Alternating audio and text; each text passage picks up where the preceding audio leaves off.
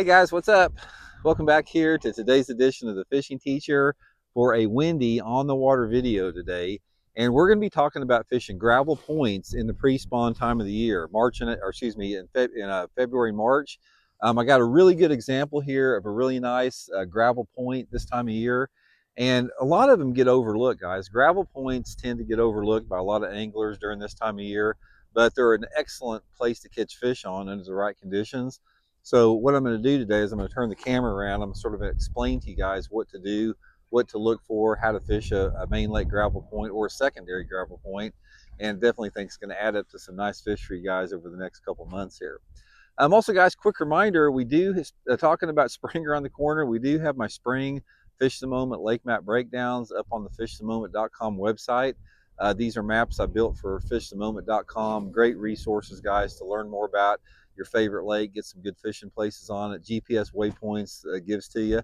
I'll put my Fish the Moment lake map breakdown link in the description of the video, along with my tackle warehouse link in the description of the video. If you guys want to use my link to get some fishing tackle for this spring, much appreciated. It really helps the channel out. So, okay, guys, let's turn the camera around. We'll talk about these gravelly points. Okay, here we go. This is an excellent example of a key prime gravel point for March and February, March bass fishing.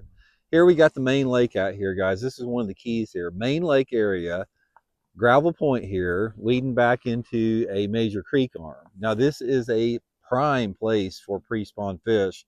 These fish will move up out of that deep water and they set and they stage in and around these flatter, gravelly type small rock points. Now, you got a mix here. You got gravel here, got a little bit of, bigger rock, but basically anytime that you have a point like this, it's got some gravel competition or composition, we classify it as a gravelly point. Now, one of the things you'll notice about a gravel point is usually they got nice slopes here, because you can see right here, we got 30 foot of water. We're probably, I'm going to guess, probably 50, 60 feet away from the bank here. So it's got a nice little slope to it.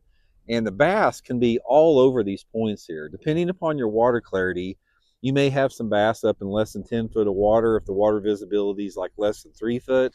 Then you may have some bass out here in 15 to 20 foot of water sitting on the bottom if it's a little bit cleaner. And if it's real clear, you may have some bass out in 40 to 50 foot of water on the bottom and both suspended out here. So the bass can be roaming anywhere around these main lake points based upon, the cloud conditions, the water visibility, water temperature, all that type of stuff. Okay, so my number one technique for this in the pre-spawn is a jerkbait, obviously. I love just a fan casted jerkbait all around the point, anywhere between, say, 5 to 20 foot of water. That's going to be my first primary target. And then after that, if a little bit of wind goes in there, I'm going to be throwing like an Alabama. Turn the camera around here so I can sort of talk to you. You can see my face here. So those are going to be two really key things, guys. If you have a cloudy, windy type day, throw like an Alabama rig with some small swim baits. Go to the jerk bait in another condition like that. Now, another thing that could work is like dragging a football head jig. You could anywhere between 10 to 25, maybe 30 foot. Football head jigs are a really good way to catch them.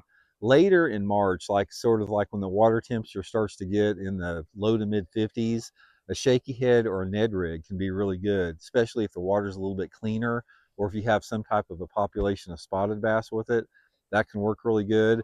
Sometimes just a crawdad crankbait. You get a windy, cloudy day. Again, water temperature in the low to mid 50s, like a wigglewort or a rock crawler can be pretty good. But one of the main determinations that you have to make when you're fishing these gravel points is how deep that you want to fish and whether you want to fish on the bottom or if you want to fish suspended.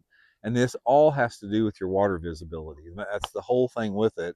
And it also has to do with the species of bass that you have in a lake. If you've got a lake that has a mixed species, like largemouth spotted bass and smallmouth, you're a lot more apt to have bass that are suspended on these points, especially with the smallmouth and the spotted bass. Now, if you have a primarily largemouth lake, you're not going to have as many suspended fish out there on these areas. They're going to be more bottom related on the bottom.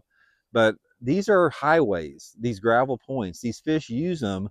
They're moving out of the main lake, into these secondary main lake points, and some of them are swimming back to the creek in there. Even during colder weather, they move in and out of here. I mean, it's like a transition area from a lot of fish that live on the main lake. They're working their way back to the back of the creek to spawn. They come back out of the creek after they get done spawning. They set up on the gravel points again. So you can catch them coming and going. And that's the one thing good about gravel points is they're good during the pre-spawn and they're good during the post-spawn time of the year, which we can talk about the post-spawn a little later. I will say one thing about the post-spawn, guys. Fishing a topwater bait on these gravelly points in the post-spawn is a great way to catch them, like a walking topwater, like a Zara spook or something. Great way to catch them.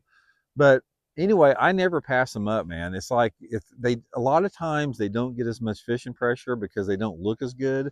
I mean, they're just sort of bare nothing looking.